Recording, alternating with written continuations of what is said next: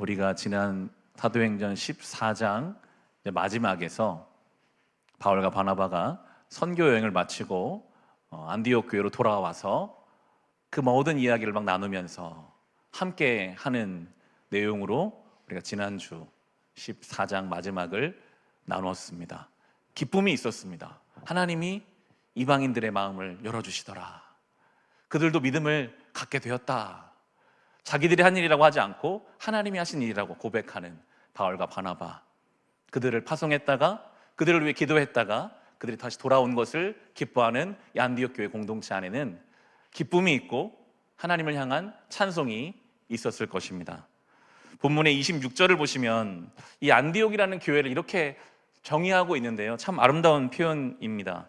26절에 14장 26절에 보시면 거기서 배를 타고 안디옥을 향하여 갔다. 이 안디옥은 그들이 선교 활동을 하려고 하나님의 은혜에 몸을 내맡기고 나선 곳이다. 이제 그들은 그 일을 다 이루었다. 아멘. 이 안디옥이라는 교회 공동체를 정의할 때 하나님의 은혜에 몸을 내맡기고 나선 곳, 그게 안디옥 교회를 향한 성경의 정의였습니다. 하나님의 은혜에 몸을 내맡기고, 비록 떨어져 있게 되겠지만 이들과 함께 은혜에 몸을 내맡기고 나서는 곳, 그것이 바로 교회, 은혜의 전초 기지와도 같은 정의라고 저는 읽게 되더라고요. 우리 교회가 그런 교회 되기를 기도하게 됩니다. 예배를 마치고 다시 우리의 삶으로 갈 때 은혜에 우리의 몸을 내맡기고, 내일 일이 염려가 되죠. 불확실하니까요. 우리의 계획이 있지만 계획도 될지 안 될지 모르니까요. 노력도 해야 되고 실패가 있을지도 모릅니다. 그러나 우리가 우리의 몸을 맡기는 것은 우리의 계획, 세상의 평가가 아니라 하나님의 은혜에 내 몸을 내맡기고 이 인생길을 시작할 수 있다면 그것이 우리의 선교 여정이고 우리의 신앙의 발걸음이 되겠죠.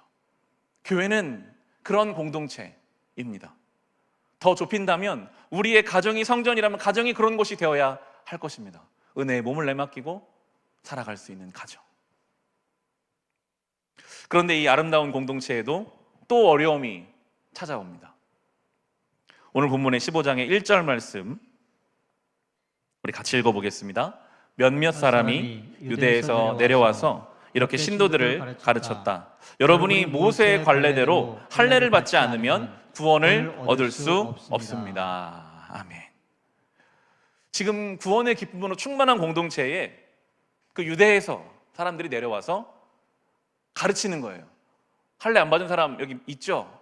할례를 받아야지 구원받습니다. 그 성경에 나온 대로 아브라함이 받은 그 할례를 안 받으면 구원이 없습니다. 이런 이야기를 했어요. 이것이 이제 그들의 마음을 이제 흔들기 시작합니다. 아, 그런 것인가? 예수님을 믿는 믿음만으로 구원을 얻는다고 나는 듣고 고백했는데 육신의 할례를 행해야만 하는 것인가? 이것에 대한 판단이 서지가 않는 거예요. 그래서 2절에 보시면, 그래서 바울과 바나바 두 사람과 그들 사이에 적지 않은 충돌과 논쟁이 벌어졌다. 드디어 안디옥 교회는 이 문제로 바울과 바나바와 신도들 가운데 몇 사람을 예루살렘으로 올라가게 해서 사도들과 장로들을 찾아보게 하였다. 아멘. 논쟁이 생깁니다. 적지 않은 논쟁, 충돌이 벌어졌습니다. 믿음 안에 있는 공동체이지만 할례라는 것을, 구원이라는 것을 어떻게 바라볼 것인가에 대한 의견 차이가 좁혀지지가 않는 거예요. 문제가 발생합니다. 내가 옳다, 아니 내가 옳다. 그걸 가지고 고민하다 보니 여러 가지 어려움이 생기게 됩니다. 이것이 우리의 인생이잖아요. 항상 문제가 발생합니다. 신앙적인 문제는 물론이고 가장 가까운 가족들 간의 어떤 문제를 결정함에 있어서 의견이 다를 수가 있죠. 태도가 다를 수가 있습니다. 직장은 더 할 것입니다.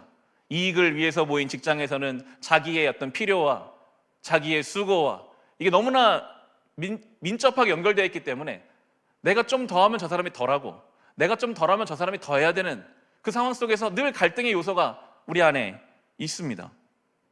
문제가 없을 수는 없다는 것을 우리는 이 초대교회의 문제를 보면서 알 수 있습니다. 문제가 없는 것은 불가능한 거예요. 이 세상에서, 죄로 세팅된 세상 속에서 수많은 문제가 계속 우리에게 찾아옵니다. 중요한 것은 오늘 설교 제목처럼 그 문제 속에서 답을, 길을, 방법을 찾아가는 것이 중요합니다. 왜 문제가 있느냐가 아니라 이 문제 속에서 어떻게 길을 찾아가야 할까요? 믿는다는 것은 그러면 이 문제를 어떻게 풀어가는 것일까요? 하는 것이 우리에게 중요한 지혜이고 태도입니다. 오늘 좋은 본을 보여주죠. 이 문제가 해결이 안 되니까요, 더 믿을 만한 공동체로 일단 가는 것입니다. 예루살렘 공동체로 올라갑니다. 거기에 베드로도 있고 예수님을 가까이서 경험한 사람들이 있고 성령을 체험한 사람들이 있으니 그곳에 가서 이 문제를, 할례를 받아야 되는 것인가, 할례 없이도 구원을 받을 수 있는 것이 아닌가, 함께 이야기를 하려고 하는 거죠. 신뢰할 만한 공동체가 존재한다는 것은 참 중요한 일입니다. 내 인생의 어떤 문제를 믿음의 공동체 안에서 논의하는 것만으로도, 설령 거기서 시원한 답을 얻지 못한다 할지라도 공동체 안에서 내가 이게 참 고민이 됩니다. 내가 지금 이 문제가 나의 삶을 어렵게 합니다. 어떻게 하면 좋을까요? 그것을 깨어있는 믿음의 사람들과 함께 나누는 것만으로도 답이 조금씩 찾아져 가거든요. 오늘 4절부터 6절 말씀 우리 다시 같이 한번 읽어보겠습니다. 예루살렘에 이르러서 그들은 교회와 사도들과 장로들에게 환영을 받고 하나님께서 그들과 함께 행하신 일들을 모두 보고하였다. 그런데 바리새파에 속하였다가 신도가 된 사람 몇이 일어나서 이방 사람들에게도 할례를 행하고 모세의 율법을 지키도록 명하여야 합니다 하고 말하였다. 사도들과 장로들이 이 문제를 다루려고 모였다. 아멘. 예루살렘에 올라왔는데도 마찬가지입니다. 바리새파에 속했다가 신도가 된 사람들, 이 바리새파는 정말 율법을 목숨같이 지키던 사람들이었거든요. 그들의 이 삶의 궤적에서는 당연히 율법은 지켜져야 되는 것이기 때문에 살아온 삶의 방향 속에서 이 문제를 만나면 이쪽으로 가고 싶은 거거든요. 당연히 지켜야지. 그런데 그런 것 없이 살아오던 사람에게 똑같이 이 문제를 만나면 이쪽으로 가고 싶은 것입니다. 그러니까 똑같은 사안을 만나도 여태껏 살아온 삶의 궤적에 따라서 바라보는 것이 다를 수밖에 없죠. 지금도 그렇습니다. 교회 안에서 찬송가 이외에 다른 노래를 부르는 것, 다른 곡조를 가지고 찬양을 하는 것 자체를 어렵게 생각하시는 분들도 계시더라고요. 세속적인 멜로디에 하나님을 찬양하는 것이 교회를 오염시킬 수 있다라고 생각하시는 분들도 계시고, 그런데 그런 새로 만들어진 찬양을 통해서 하나님을 경험하는 사람들도 있거든요. 우리는 여러 가지 고민들 속에서 뭔가를 결정해야 하는데, 분명한 것은 하나님의 역사는요, 확장되어 가는 방향으로 가는 것이지 좁혀져 가는 것은 아니라는 것입니다. 예수님 분명히 말씀한 땅끝까지 증인돼야 된다 하셨어요. 예루살렘에만 있어. 혹시 너희가 다른 것에 영향받아가지고 변질될 수 있으니까 문을 꼭꼭 걸어 잠그고 성벽을 높이 세우고 거기 있어라고 하지 않으셨어요. 땅끝까지 증인으로 살아라. 분명한 우리의 방향성은요, 확장입니다. 자르고 구분하고 담을 쌓는 방향이 아닙니다. 변질될 만한 진리의 연약함이 아닙니다. 오히려 세상을 바꾸는 게 진리의 강력한 능력이죠. 기본적인 방향은 그렇게 가야 합니다. 확장되어 가는 방향으로, 넓어져 가는 방향으로. 논쟁을 많이 했습니다. 7절에 보시면 많은 논쟁을 한 뒤에라고 나옵니다. 서로 많은 의견을 나눴을 것입니다. 이렇다 저렇다 이런 근거 저런 근거를 대며 서로 논쟁을 합니다. 필요한 과정이에요. 그런데 그때 베드로가 정리를 하기 시작합니다. 우리 7절부터 11절의 말씀 우리 같이 읽겠습니다. 많은 논쟁을 한 뒤에 베드로가 일어나서 그들에게 말하였다. 형제 여러분, 여러분이 아시는 대로 하나님께서 일찍이 여러분 가운데서 나를 택하셔서 이방 사람들도 내가 전하는 복음의 말씀을 듣고 믿게 하셨습니다. 그리고 사람의 마음속을 아시는 하나님께서는 우리에게 주신 것과 같이 그들에게도 성령을 주셔서 그들을 인정해 주셨습니다. 하나님께서는 그들의 믿음을 보셔서 그들의 마음을 깨끗하게 하시고 우리와 그들 사이에 아무런 차별을 두지 않으셨습니다. 그런데 지금 여러분은 왜 우리 조상들이나 우리가 다 감당할 수 없던 멍에를 제자들의 목에 메워서 하나님을 시험하는 것입니까? 우리가 주 예수의 은혜로 구원을 얻고 그들도 꼭 마찬가지로 주 예수의 은혜로 구원을 얻는다고 우리는 믿습니다. 아멘. 자신들의 생각과 경험이 있을 수 있죠. 그렇지만 한 발 더 나아가서 베드로는 자신이 경험한 그 예수의 십자가를 비추어 보았을 때, 예수를 3번이나 부인했지만 부활하신 주님이 자기를 찾아와서 하신 그 일들을 생각해 보았을 때, 그 십자가의 은혜로 보면요, 할례를 받고 안 받고의 문제는 얼마든지 뛰어넘을 수 있는 내용이거든요. 그 고넬료의 구원 사건을 보면서 경험했고요. 하나님이 이렇게 구원하시는구나. 그러면서 그렇게 이야기합니다. 왜 제자들의 멍에를 제자들의 목에 메어서 하나님을 시험하려고 하느냐? 강하게 말하죠. 하나님의 구원 계획이 이제 할례라는 육신의 어떤 표시가 아니라 예수 그리스도를 믿는 믿음으로 이제 하나님의 구원 계획이 이미 길을 바꿨는데, 더 확장하셨는데 왜 이전 날의 것에 매어서 하나님의 역사를 막고 있느냐, 시험하고 있느냐 합니다. 11절에 나오는 것처럼 우리가 예수의 은혜로 구원을 얻고 우리는 믿음으로 구원 얻는 것이다, 분명하게 밝히고 있습니다. 우리의 삶의 수많은 문제를 가지고 우리는 논쟁할 수 있습니다. 하지만 결론적으로는 그 하나님의 일하심을 잠잠하게 볼 때 답이 찾아지거든요. 욥기에서 욥과 친구들이 아무리 논쟁을 많이 해도요, 제자리 걸음이에요. 이게 심지어 맞는 말을 하는 것 같은데도 제자리 걸음 막 돌아요. 결국에는 하나님 앞에 가야지 답을 찾는 거거든요. 여기 참 중요한 게 12절에 나오는 공동체의 반응입니다. 베드로가 막 이런 이야기를 했어요. 그때 12절에 보면 그러자 온 회중은 조용해졌다 합니다. 이 조용해졌다라는 것이 그냥 소리가 안 나는 상태가 아니라 경청을 위한 침묵으로 그렇게 우리는 읽을 수 있습니다. 제대로 잘 듣기 위해서, 저 하나님의 사람 베드로가 지금 경험한 것을 이야기하는. 그리고 12절에 보시면 그러자 오늘 조용해졌다. 그리고 그들은 바나바와 바울이 하나님께서 자기들을 통하여 이방 사람들 가운데 행하신 온갖 표징과 놀라운 일을 보고하는 것을 들었다 합니다. 답을 찾는 중요한 방법 중에 하나는 첫 번째로 공동체와 함께 논의하는 것이 있고, 그리고 하나님의 뜻을 듣기 위해 잠잠하게, 조용하게 듣기 위한 침묵의 시간을 갖는 것입니다. 내 생각은 이렇지만 저 사람은 저렇게 말하고 저 사람은 저렇게 말하고 있지만, 그럼 하나님은 지금 우리에게 뭘 원하실까? 그걸 듣기 위한 침묵의 시간, 묵상의 시간. 저는 최소한 일주일에 이 주일 예배는 그런 시간이 돼야 한다고 믿습니다. 한 주를 살면서요, 때로 우리의 영혼과 우리의 삶이 흙탕물이 막 올라온 유리잔처럼 혼란스러울 때가 있어요. 그러니까 나도 내 속을 잘 몰라요. 이게 흙탕물이 막 올라오면요, 내 속에 지금 뭐가 들어있는 건지, 내가 지금 왜 이러는 건지도 모르고 그냥 그럴 때가 있습니다. 최소한 일주일에 한 번은 잠잠하게 그것들이 다 가라앉고 하나님의 뜻이 무엇인지를 보는 시간이 필요합니다. 주일 예배 나와서 물론 우리가 간구해야죠. 필요한 것을 구하는 것, 시간이 필요합니다.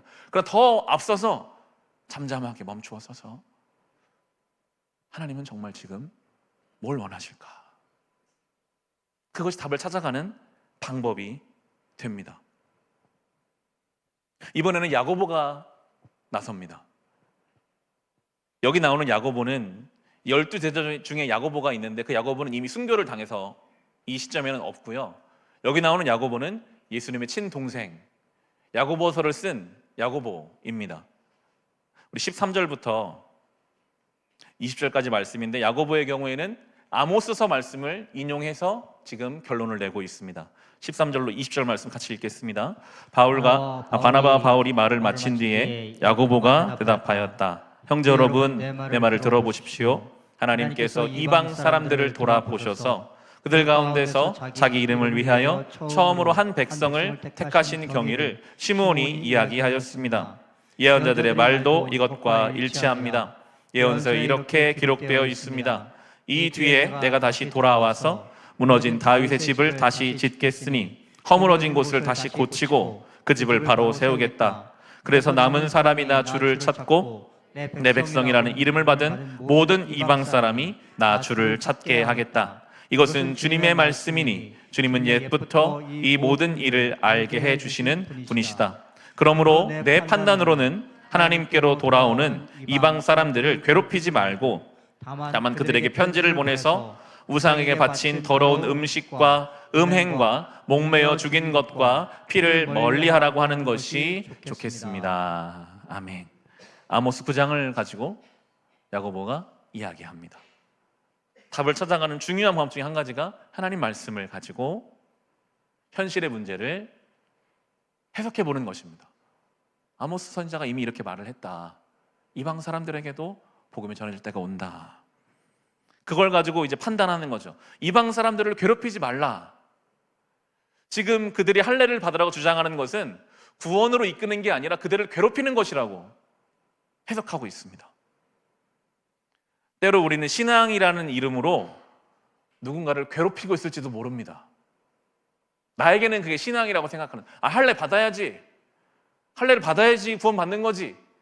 자기의 생각, 자기의 경험에 갇혀서 신앙이라는 이름으로 주님께로 돌아오는 사람들을 괴롭히지 말라 야고보가 말하고 있어요. 주의 영이 있는 곳에는 자유함이 있거든요. 복음은 자유로 가야 합니다. 짐을 지워주는 것이 아닙니다. 우리의 믿음은 우리의 모든 우리가 짊어져야 될 짐을 예수 그리스도가 지어주셨거든요. 십자가 상에서.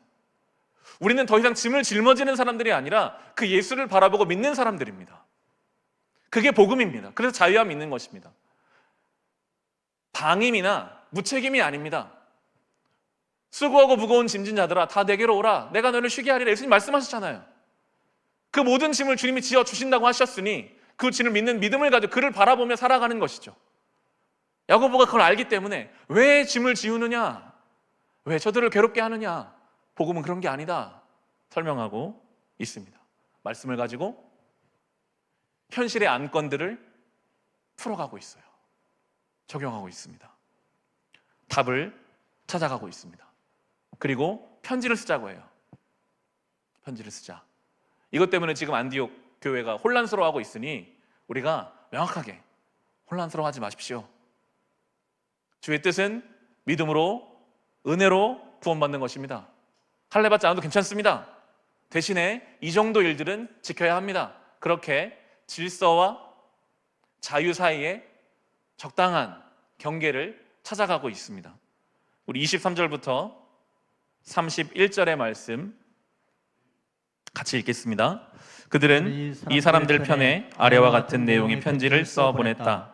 형제들은 우리 사도들과 장로들은 안디옥과 시리아와 길리기아의 이방 사람 교우 여러분에게 문안합니다. 그런데 우리 가운데 몇몇 사람이 여러분에게로 가서 우리가 시키지 않은 여러 가지 말로 여러분을 혼란에 빠뜨리고 여러분의 마음을 어지럽게 하였다는 소식을 들었습니다.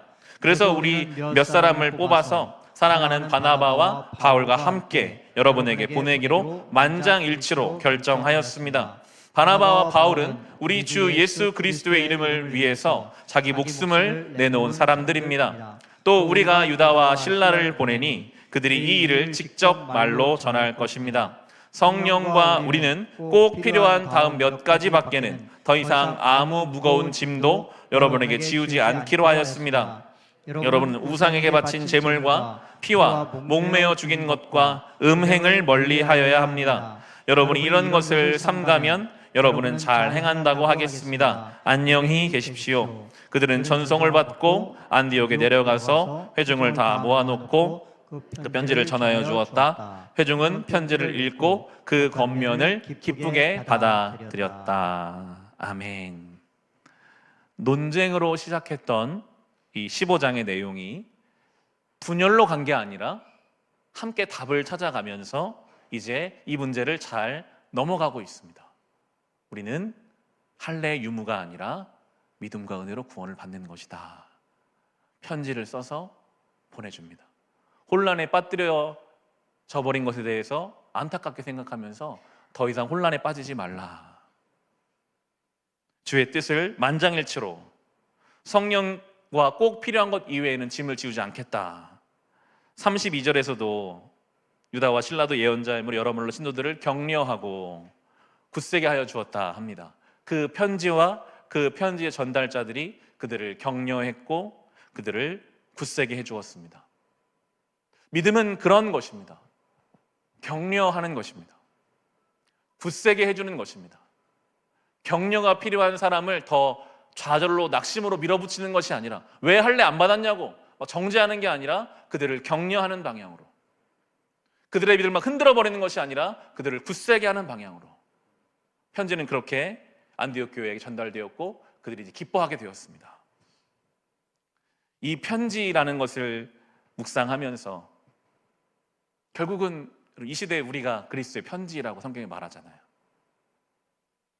이 시대는요 굉장히 혼란스럽습니다. 사람들이요, 이게 맞는지 저게 맞는지, 어디로 가고 어떻게 생각해야 되는지 모두가 다 혼란스러워해요. 급변하는 세상 속에서 변화 자체가 두려워지는 시대입니다. 그들의 마음을 격려하고 굳세게 할 편지가 필요합니다. 우리가 믿음 안에서 주님 안과 함께 때로는 잠잠하게 답을 찾고 공동체와 답을 찾고 성경 말씀을 통해 답을 찾아가는 그냥 우리의 하루하루의 삶 자체가요 누군가에게는 편지가 돼요. 저 사람은 저렇게 살아가는구나. 여러분이 부모이시라면 자녀에게 그 부모의 삶 편지가 될 거예요. 우리 부모가 이렇게 살아가는구나. 직장의 동료에게, 심지어 함께 공동체의 신앙생활하는 믿음의 동역자들에게 우리는 그렇게 편지가 되어줄 수 있습니다. 우리가 뭔가 말하지 않아도 우리의 그 삶 자체가 누군가를 격려하고 누군가를 굳세게 하는, 혼란에 빠져있는 그들을 기쁘게 하는, 그게 바로 편지의 역할이죠. 어제 새벽 말씀 민수기 9장을 나누었는데요, 연결성이 똑같이 되더라고요. 출애굽하고 1년 되었던 시점에 하나님이 이스라엘 백성들에게 명령하세요. 6월절을 지켜라.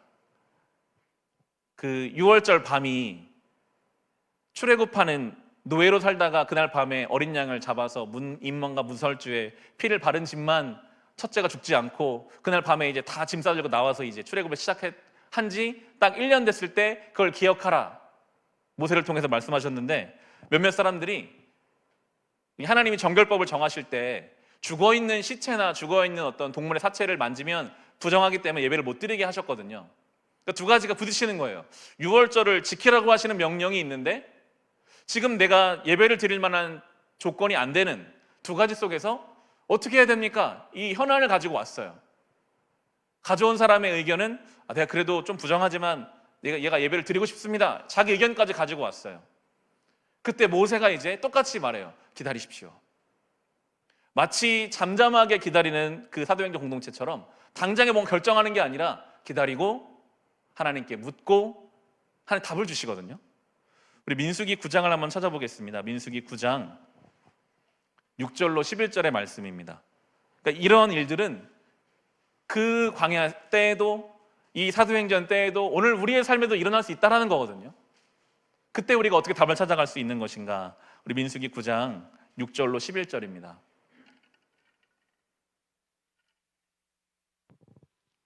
우리 주신 말씀 같이 읽어보겠습니다. 그런데 죽음의 몸이 다 부정을 타서 그날 6월절을 지킬 희생 제물을 바칠 수 없는 사람이 생겼다. 그날 그들이 모세와 아론 앞으로 나와서 모세에게 물었다. 우리가 비록 죽음 때문에 부정을 타긴 했지만 그렇다고 해도 진정된 때에 이스라엘 자손이 주님께 제물을 바치는데 우리만 못 바칠 까닭이 어디에 있습니까? 모세가 그들에게 대답하였다. 기다리시오. 주님께서 당신들에게 어떻게 지시를 내리실지 들어봐야겠소. 주님께서 모세에게 말씀하셨다. 너는 이스라엘 자손에게 다음과 같이 일러라. 너희들이나 너희 자손들은 죽음을 만져 더럽게 되었을 때나 먼 길을 떠나 있을 때나 모두 주 앞에 6월절을 지켜야 한다. 그러한 사람들은 다음 달 14일 해 거름에 6월절 일식을 행하면서 누렇지 않은 만든 빵과 쓴 나물과 함께 6월절 양을 먹도록 하여라. 아멘. 하나님이 답을 주세요. 한 달 뒤에 예배 드려라. 지금 아직 준비되지 않은 사람들이 있다면 그들이 준비되지 않았는데 예배를 막 드리려고 하지도 말고 예배의 기회를 박탈하지도 말고 한 달의 시간을 줄 테니까 준비를 잘해서 그때 예배를 드려라. 하나님이 더 좋은 답을 허락해 주시죠. 이것이 우리의 삶의 중요한 태도입니다. 신앙적인 고민, 인생의 여러 갈래 앞에서 공동체를 찾아, 모세라는 사람을 찾아가서 이야기를 하고 결국 하나님께서 말씀해 주시는 것을 답을 얻으면서 그 길을 걸어가거든요. 그리고 민수기는 이 어떤 결정을 내리는 이 이야기를 하고 나서 바로 15절부터 23절의 말씀에 이런 방식으로 그들이 광야를 지나갔음을 우리에게 설명해 주는 것이 바로 이 구름 기둥과 불 기둥으로 저는 그렇게 구장을 읽게 되더라고요. 저는 성경에서 가장 아름다운 장면 중에 하나가 이 민수기 9장 15절로 23절인 것 같아요. 하나님의 그 언약궤 위에 깊이 임하신 임재를 이스라엘 백성이 늘 바라보며 하나님이 함께 가자고 하면 가고 멈추자고 하면 멈추는 그들의 일정이었습니다. 우리 15절로 23절 말씀을 같이 한번 읽어보겠습니다.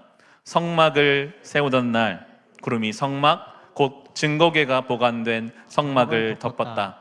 저녁에는 성막 위에 구름이 불처럼 보였으며 아침까지 그렇게 계속되었다. 그것은 늘 그러하였다. 구름이 성막을 덮고 있었으며 밤에는 그 구름이 불처럼 보였다. 구름이 성막 위로 거쳐 올라갈 때면 이스라엘 자손은 그것을 보고 난 다음에 길을 떠났고 구름이 내려와 머물면 이스라엘 자손은 바로 그 자리에 진을 쳤다. 이스라엘 자손은 이렇게 주님의 지시에 따라 길을 떠났고 또한 주님의 지시에 따라 진을 쳤다.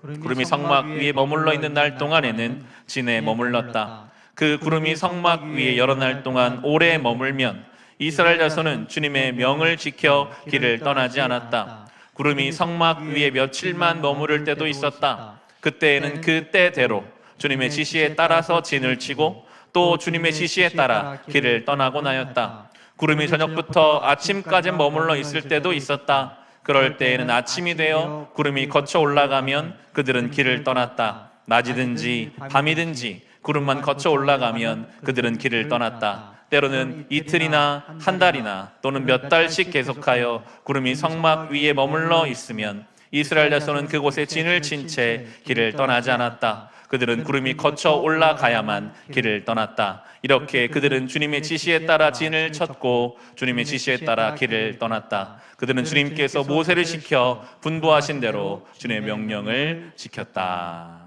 아멘. 장정만 60만 명입니다. 200만 명 정도 되는 엄청난 무리가 광야 한복판에 있습니다. 그 진의 중심에는 하나님의 성막이 있고 그 성막 위에는 구름 기둥이, 밤에는 불 기둥이 있습니다. 광야는 불안하죠. 앞을 봐도 끝이 안 보이고 뒤를 봐도 돌아가기 어렵습니다.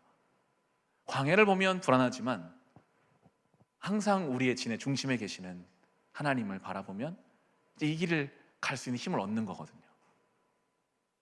오늘 설교의 제목을 답을 찾는 믿음이라고 정해봤는데, 우리가 어떤 갈림길에서 A냐 B냐 있을 때 A라는 혹은 B라는 답을 찾는 것을 물론 중요한 문제일 수 있죠. 그렇지만 실은 A냐 B냐를 찾는 것보다 결국 우리의 답은 하나님을 믿는 그 믿음과 어디를 가든지 나와 함께 하시는 그 구름 기둥과 불 기둥 함께 하시는 예수 그리스도를 답으로 믿으려고 하는, 주님, 제가 주님과 함께 가려면 A로 가야 할까요? B로 가야 할까요? 그게 답이에요. 그게 가나안 땅을 도착하는 게 미션이 아니고요, 가나안 땅 도착해도요 주님과 함께 하지 않으면 그 땅 다 뺏기게 돼 있거든요. 광야 한복판에 있어도 괜찮습니다. 거기에 주님이 나와 함께 하신다는 믿음이 있다면 그게 그 시간이 답 자체인 것입니다. 우리의 인생에 우리는 그런 고민을 많이 합니다. 이 길로 가야 될까? 저 길로 가야 될까? 물론 고민하고 결정하고 선택하고 책임을 지게 하시죠. 그러나 정말 우리의 믿음은 길이요 진리요 생명이신 예수 그리스도가 내 인생의 진짜 답이라고 믿는다면 A든 B든 C든 그 길을 가는 곳 그 자체가, 그 고민 자체가 답입니다. 주님과 함께 가기 위해서 오늘 이 하루가, 이 시간 자체가 내 인생에 지금 가장 하나님이 시기적절한 시간을 보내게 하신다는 믿음, 결핍이 있고 두려움이 있고 어려움이 있어도 내 인생의 한중간에 나를 인도하시는 하나님의 영이 계시고 이미 허락된 나의 말씀이 있고 나를 구원한 예수 그리스도가 계시고 천지를 지으신 하나님 나의 아버지시라는 그 믿음이 우리 안에 있다면 그게 우리의 답을 우리의 믿음으로 찾아가는 방법이 될 것입니다. 우리가 그렇게 살면요, 그게 편지가 됩니다. 내 옆 사람들에게요. 저렇게 살아갈 수가 있겠구나. 그들을 굳건하게 할 것이고 그들을 격려할 것입니다.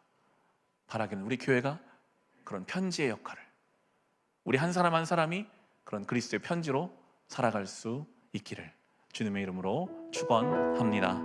우리 같이 이 찬송